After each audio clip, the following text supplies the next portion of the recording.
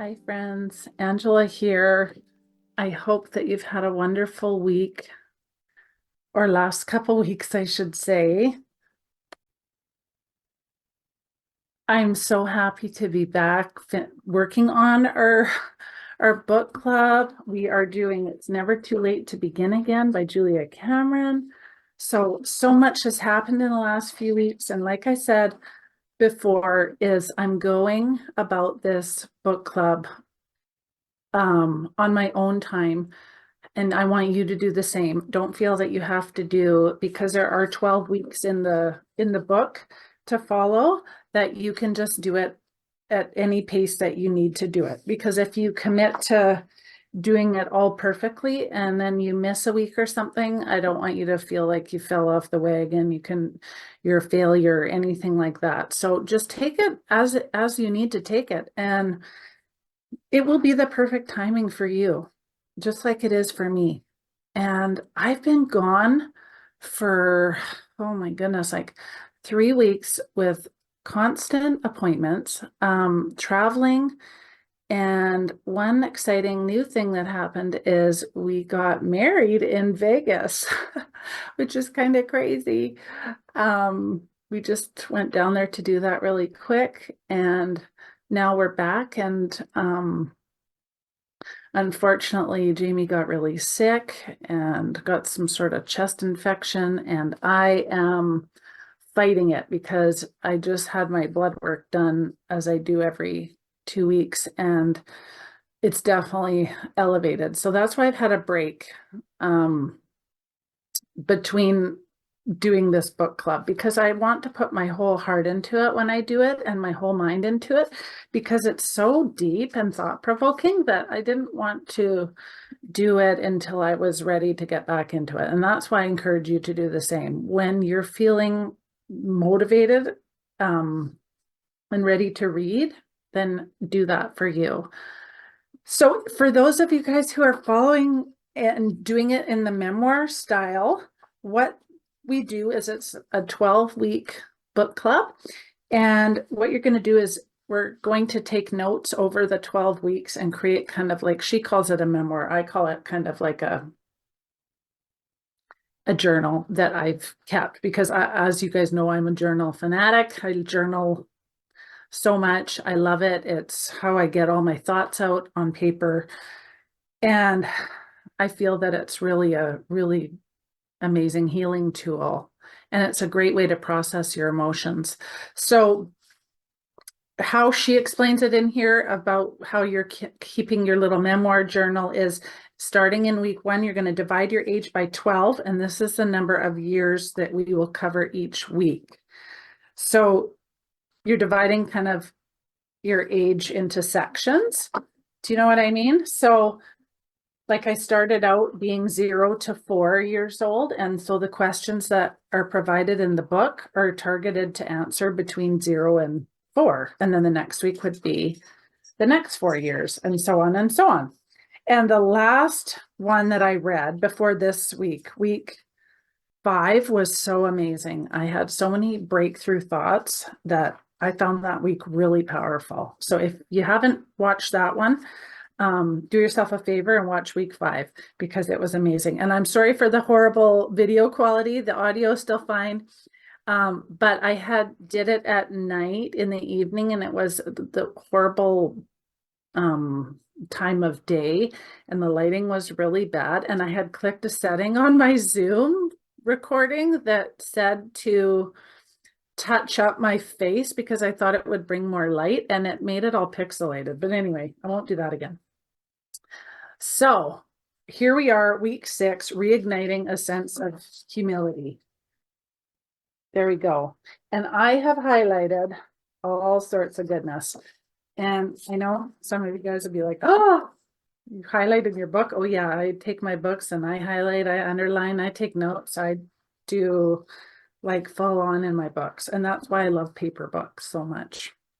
I have a hard time using digital reading. I like audiobooks, but I have an easier time with paper. I love the feel of it. It's comforting to me. I always buy real paperbacks. I don't like hardcover. I feel like it's constantly closing on me, but these I love. So anyway, enough of that. Week 6. So here I go. I'm going to read you some of the important stuff. We're going to have a discussion on your thoughts and my thoughts on each of these topics as we go through them. I'm going to ask you all these different questions from the book, so you don't need the actual book itself if you don't want. You can just answer the questions in your journal, and I'll give you all that info in case you don't want to buy the book.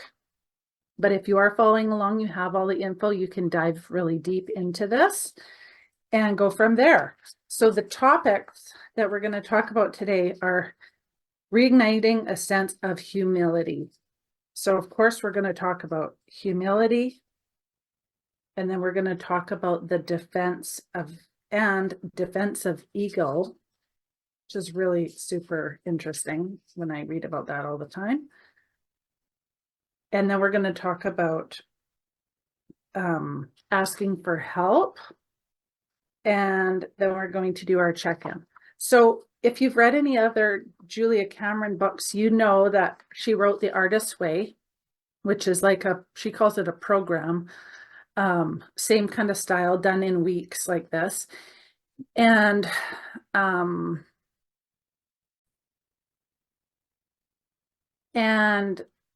so it goes by chapter, week by week, just the same, except, or sorry, not except, but just like that book is, it has morning pages and like an outline that you follow every week that is similar to this. That is morning pages, a daily walk, an artist date, which is considered any time to yourself that you go out and have kind of basically a date with yourself, doing something that you love, and going on a walk without an animal or headphones or a phone, and just really taking in nature, which I find is super powerful.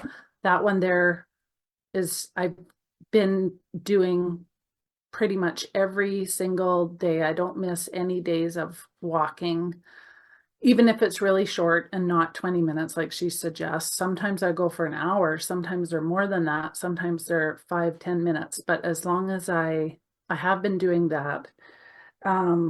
What was the other thing? Oh, and then following along with this week. So morning pages are her way of getting it all, I call it like brain dumping. So we're like dumping all the thoughts in our brain out onto paper.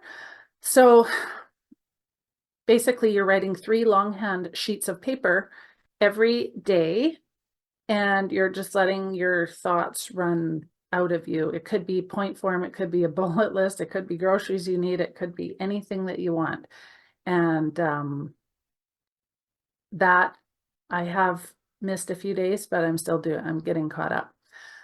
So I'm not perfect, and that's why I'm doing this when I can. Plus, if you guys know what I've been through the last 2 years, then you would understand my need for prioritizing. So, one exciting thing that I want to tell you is when we were down in Vancouver, we met up with the film crew. And if you've been following my YouTube channel for a while, you know that I have a playlist called AL amyloidosis and heart transplant playlist. And that we were being filmed in the hospital as part of a documentary. So we got to preview the documentary, and oh my goodness, that I was like an emotional wreck. So that was a little bit crazy. The film crew and us met because they wouldn't give us any kind of link because it needs to be the producer has all the rights right now, and so we had to watch it with her, which was fine, but it was so emotional. And then she showed me 45 minutes of extra footage of like the actual transplant where my heart was actually out of me for 20 to 30 minutes, which I didn't even know that that was a thing. So that was crazy. So not only have I got to see my heart and hold it, the one that I donated to science, but I got to see the one that was going in me. And that's what I can't get out of my mind. I lay in bed and I think about that. I can't believe it. And the only other thing is that I still don't know who the donor is. I'm going to write another letter, I think, to try and find out, but I may never hear. I don't know. Anyways, just wanted to catch you up on that. So I will let you know when the actual documentary comes out. It's going to be on the Knowledge Network because I'm in Canada here. And what else? The Knowledge Network. Oh, in November. That's what it was. So anyway, back to our book. There's the updates. Married, watched the documentary, which was so emotional. And then we also had our dog pass away. So I had to take a break. I actually had a video ready to go and I couldn't deal with it at all before we left for this stuff. One of our dogs got kicked in the head by a horse, and anyway, it was just awful. So I needed a real break from that. I'm still really struggling with that. And so I'm just working through those emotions. And I think it's going to be with me for a really long time because it's been really, really hard. It actually it's so much like they're children to us. So it's been brutal. So this has been good for me to get back in the saddle and back into my book and journaling and all the things. So what she says at first here is, by now you may be uncovering memories of a time when true humility was a lesson still to come. As you learn to set the ego aside, you will find that your dreams become bigger and your steps to achieve them become more humble. Ironically, it's when we act from a place of humility that we become larger. It's when we stop trying to be perfect and we start to make strides. It is when we are willing to ask for help that we move ahead and inspire others with our strength. So she goes on to say that when I am asked what is the biggest block to creativity, I find myself answering a lack of humility. We measure ourselves against masters and we tell ourselves that we will never achieve our dreams. But masters began as beginners, and their willingness to risk appears foolish is a form of courage that's often invisible. And I think that's so key, is that everybody starts at the beginning of something. And sometimes it's so scary when you get older of where to start, because it's not like we don't have big dreams and we don't have still the same big dreams like anybody else at any age, maybe even bigger because we haven't done all the things that we want to do. But losing the fear to start something and being willing to fail at an older age is difficult, especially if it's a huge undertaking that we want to do. So I think that's so true. But every master began as a beginner is so key to remember, because everybody had to start somewhere, and everybody had to start somewhere. So that key point was pretty important to me. I definitely wrote that one down in my journal. There is no such as a time of being too late and begin a creative endeavor. Creativity is a part of our spiritual DNA. Nothing lessens or fades or disappears. It's a fire that we must stoke, and it is a place where we will find joy and a source that connects us to our purpose. If the antidote to fear is action, the way to take action and to outsmart or outrun our fear is to take small action steps. If we're humble enough to start small and take those little small baby steps towards those big dreams or goal. And of course, I say dreams, but I should say dream, because starting with one thing and choosing one thing would be definitely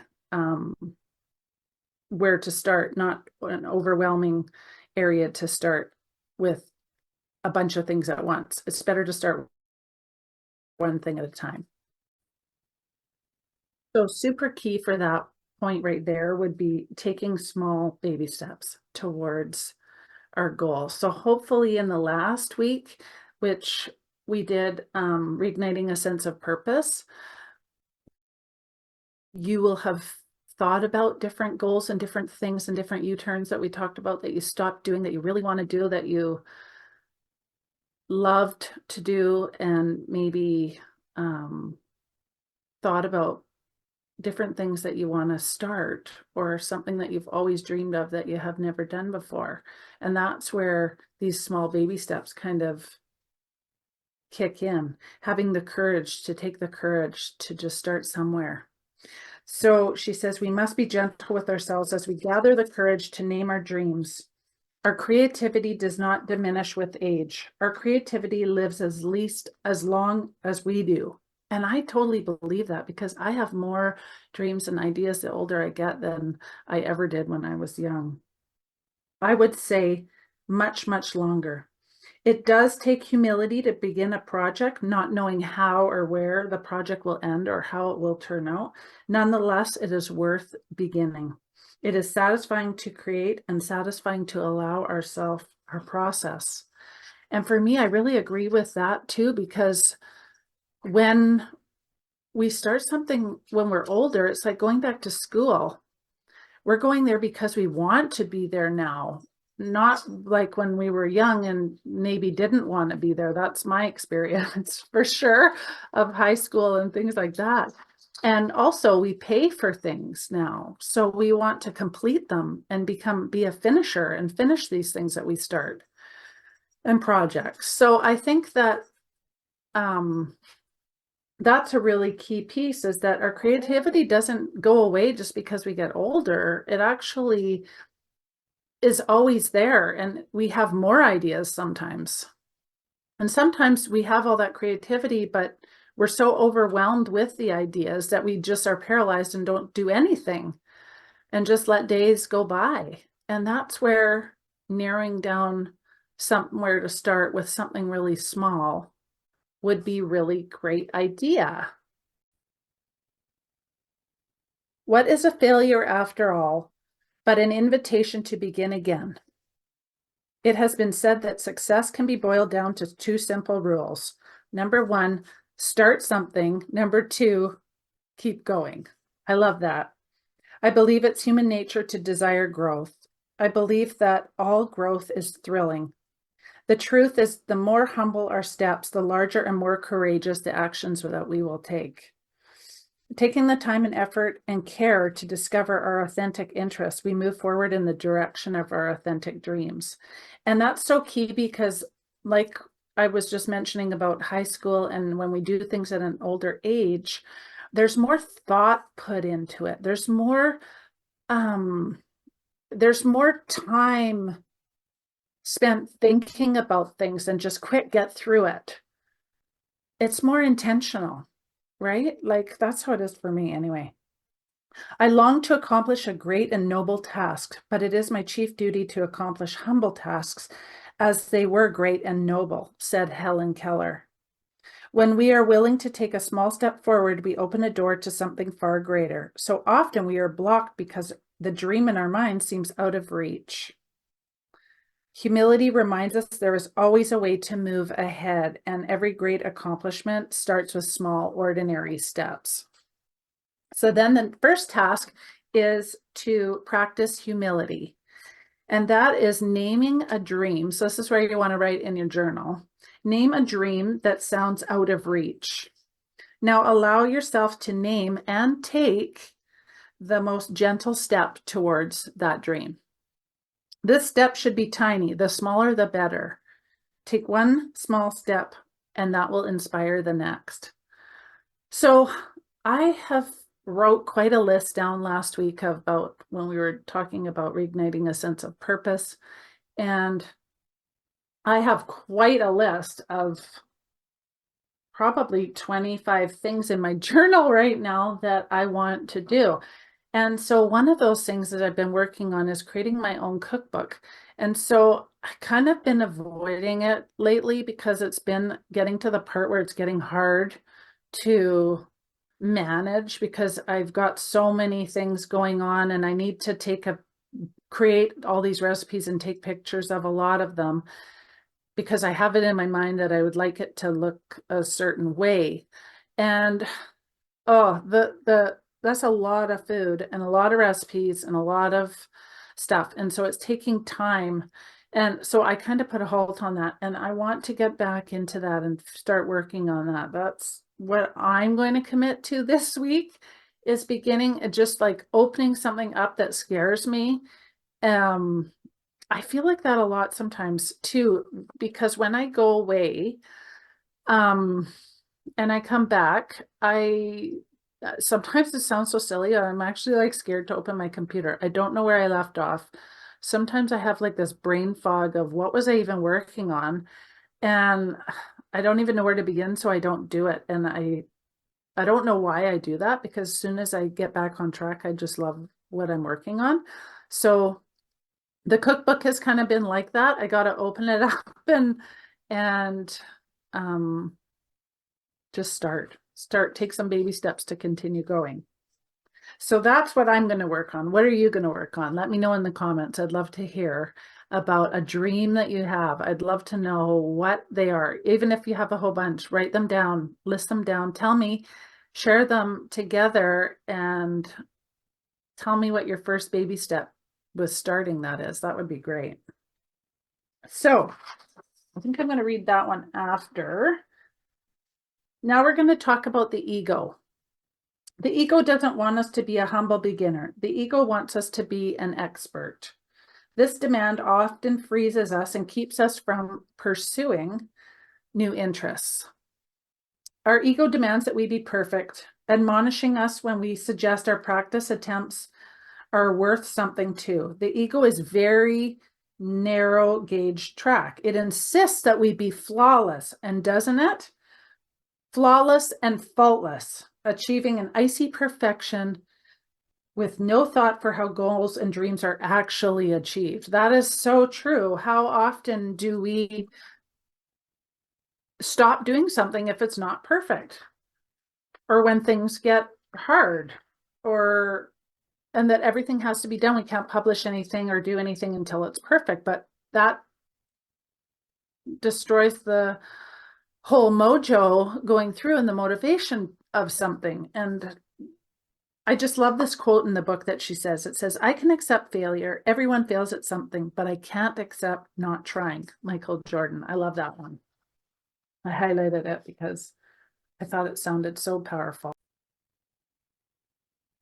And maybe some of the ideas we dismiss as dumb because they deem to be so simple, something we would just enjoy, actually holds the key to our own growth and happiness. Isn't that so true? We just have to have the humility to ask ourselves what we might enjoy and listen for the answer. And life goes on so quickly. Like, it's so critical to take time to just listen and think about things. And that's great for when we're doing our walks, because you need that time to kind of almost unwind your mind in order to get some clarity on what you're even doing. Sometimes we're so caught up in life and stuff that things are going by and we're not even present in the moments. And there's something so critical and important about slowing down, noticing stuff, paying attention to things, thinking before we speak. You know, it's really, have you ever met someone who's really articulate with their words? They take the time to think about what they're going to say before they say it. And they're, it's not that everything that they say has to have major meaning to it or anything. It's so, what they say, they're very able to articulate what they want and say things with kindness, and or not. The person I'm thinking of speaks with kindness and grace, and I love that. So if you can find like someone who you think could be like a mentor, pay attention to the way that they speak. Like, my grandma has taught me a lot about the way that the things that you say and the things that you think, you begin to believe. And so how important that is to be focusing on important stuff. And another thing that's so key is to be focused less on yourself and more on others. Because when we focus completely on ourself, we can get really caught up in anxiety and depression and stress, and it's all about me. And I'm not saying that self-care isn't a great idea. That's super important. I'm just saying, when someone is anxious or depressed or spiraling, the best way to heal that and get through that is by helping others and helping them in any way, being kind, reaching out, doing something for somebody else will always take you out of that mind frame about when you're reeling about yourself. And that includes grief, which is what I just said that I've been through in the last couple weeks here, and how important it is to just, in order to process and really get through that grief cycles, is to be doing things for others. And it really does work. It really just super helps, because honestly, it's so much. It's so much. And I feel bad for anybody that has going through extreme grief. And it's around us every day. It's always going to be there. As we get older, we lose our parents, we lose our siblings, we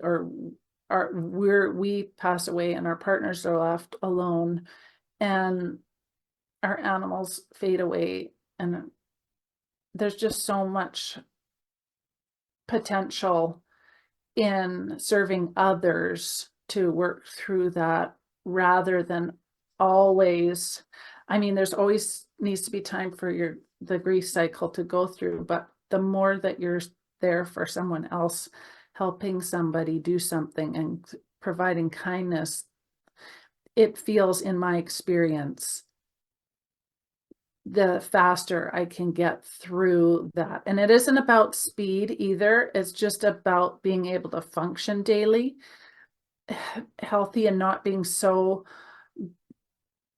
in the bad mental health stage for so long, and being able to work through that, process your emotions and get through it so you can function on a daily basis. But anyway, kind of got off the subject here. So, dismantling the ego. For many of us, the quickest route to a more authentic and well-rounded identity is through pen and paper. List 10 interests that delight you.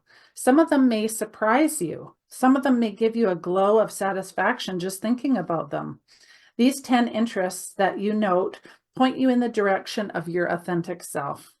You can proceed to take steps in directions of your buried dreams. Often our interests appeal to a childlike part of ourselves. They may or may not be heady intellectual pursuits, may or may not be ideas that your ego would deem impressive, but allow yourself to put that ego aside and complete this task. And so listing 10 interests that really delight you and that are really aligned to you. So the next part of the topic that we're going to talk about is perfectionism, because doesn't this go perfectly with this? Of course. Perfection is the enemy, not the friend of creativity. When we try and get something right, meaning perfect, we create a debilitating loop. We focus only on fixing what we see as wrong while remaining blind to what is right. The perfectionist redraws the chin line until there is a hole in the paper. The perfectionist rewrites a sentence until it makes no sense at all. The perfectionist edits a musical passage over and over, losing sight of the whole. Nothing is ever quite good enough. Obsessed with the idea that something may be perfect, we lose joy in all creation. And how many of you can relate to that? I mean, I don't think anybody can't relate to that if you're watching this. It denies us the pleasure of process. We are told by the ego that we must have instantaneous success. And our perfectionism believes it. It tells us to move forward, but first we must be perfect. Do the thing, but you must do it right. Or not at all. And that I have found so many times I have stopped doing things so many times because it wasn't perfect. And as I get older and older, I realize that that's just so silly. And I've moved past a lot of that. I still have some inner things of that for sure. But I've also moved past so much of the perfectionism points because it just ruins so many things and you won't try. And I've always been somebody that is willing to risk whatever to try something new. Maybe not my going bankrupt over it or anything like that, but I'm always willing to try something new. I've always had a million ideas. I've always been multi-passionate, and perfectionism has stopped a lot of that because mine was worrying about judgment. Now I don't worry about much judgment at all. But it plays a huge role in starting. And so when we're talking about starting in little baby steps, even those baby steps can be haunted by perfectionism. So she says, during our work life, we're often rewarded for perfectionism. We've defended as attention to detail and having high standards, but perfectionism is none of these things. Perfectionism is a creative block, not a building block. It frequently stops us in our tracks, and instead of creating freely, we are stalled. Instead of moving in new directions, we're paralyzed. And that is so true, because how many of you have heard of perfectionism just paralyzing everything? I just talked about that with the cookbook thing. I mean, it's a thing. She says perfectionist is a bully, making you want to doubt yourself, but saying no to bullies does not often make them go away. With humble forward motion, we can be stronger than the perfectionist. That is the only thing that will change that, is by taking baby steps and doing some action. So that is the next step, is called asking for help. So this is another little quote in the book. It says, "You must do the thing you think you cannot do." Eleanor Roosevelt. So what is the thing that you think you cannot do? What is the thing that you want to do so badly in your mind, for whatever reason that is, that you're stalling on? Think about what that thing is and journal about it. Okay, this part is really key. Julia says most block creatives have an active addiction to anxiety. They play the game of what if? What if I commit creativity and it's ill received? What if I commit creativity and it is well received? I'll look like a fool. Ashamed before they begin, blocked creatives do not realize the dream that they are trying to turn away from will continue to haunt them. I never thought of that as an addiction to anxiety, because if you don't take the action, it makes so much sense that if you don't take the action, it's going to sit here on your shoulder, bothering you, thinking, reminding you that you haven't done the thing. Tell me in the comments if that is like you, or if you felt that way before.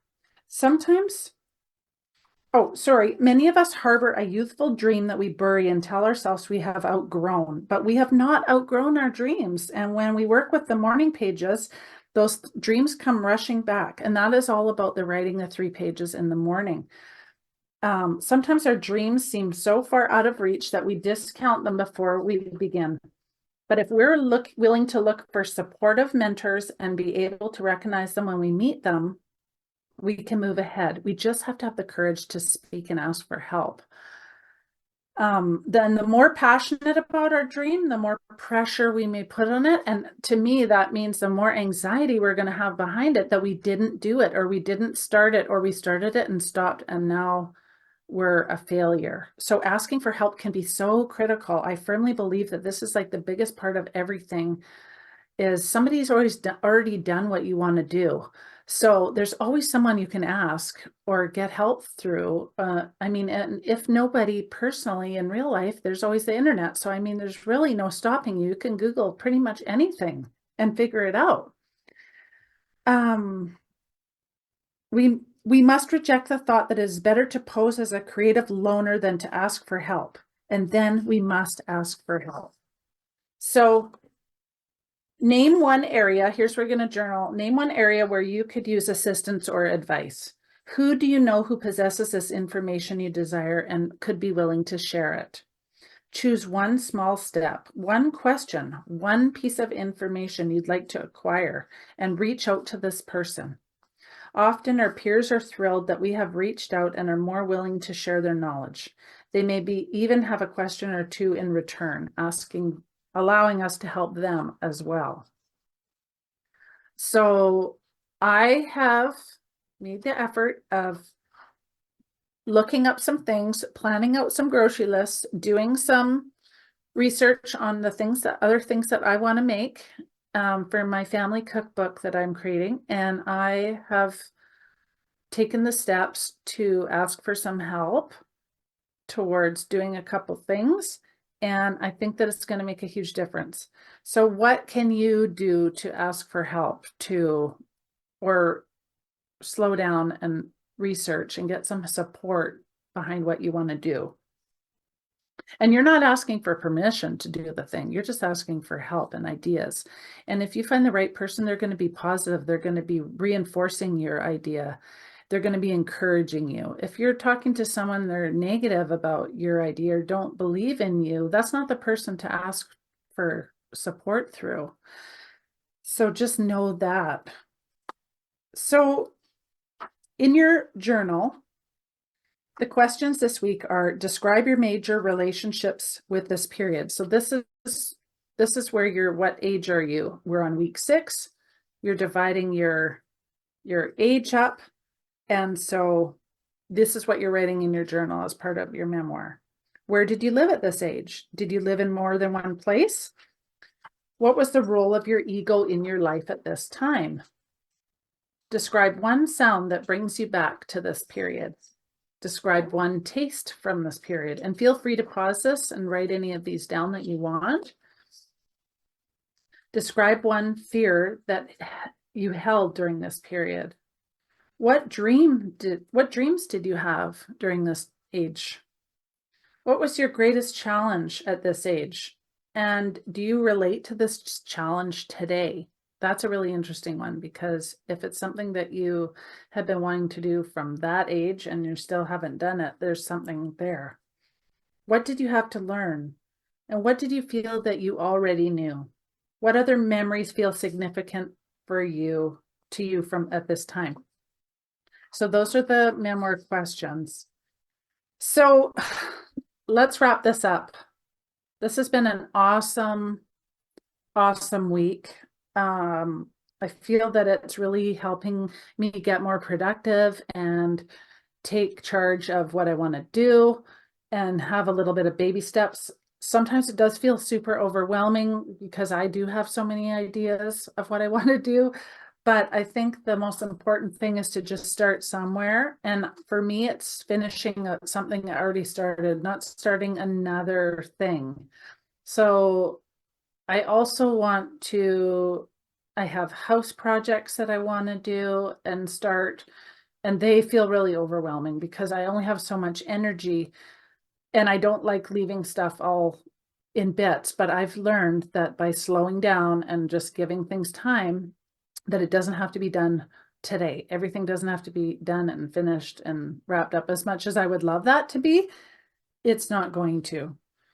So I hope that you guys get something out of this week. I felt like the lessons from this week of humility and letting your ego, setting it aside and just trying something and being fearless are super, super powerful. So next week, whenever I do it, hopefully next week, now that I'm home, I feel much more back to my normal, regular programming. We are doing reigniting a sense, it's probably reigniting a sense of resilience. You can see my nails too. I had them done by my girlfriend. Oh, I don't know if you can see them. Anyway, they're like unicorn. That's what I got done for the wedding. I thought it was so fun. Anyway, week 7, reigniting a sense of resilience. So I'm sure that this is in order because obviously if we're going to start and take some baby steps, we need to be resilient and exploring different paths, she says, to spiritual alignment. And no need to worry, you don't need to believe in a traditional religion or anything like this. It's just something to come to you as guidance, inspiration, and synchronicity. And so I can't wait to read this one. I'm going to go through it probably tonight, and I will highlight everything that I think is so critical. But I'd love for you guys to tell me what you thought of this week's video. And I hope that you have a fabulous week and work on, if you do have the book, let me know. Some of you guys were waiting for it in the mail. This is what it looks like if you are looking for it on Amazon. Sorry, the light is it's so sunny out. It's just beautiful. I even was looking, and I have it in the next book club idea already, but I gotta like chill out because let's get a hold of finishing this one first. If you guys see my bookcase, I don't know, you'd probably, there's a lot of books. I'm kind of like a book fanatic, but I'm working my way through them and reading. I just finished Little Women, and such a good book. Like, I felt like I needed to go back and read something so nourishing and like grounding that it felt really good to read that. So anyway, next week I will see you again. Thanks so much for being here, you guys. I appreciate all of you. Bye, friends.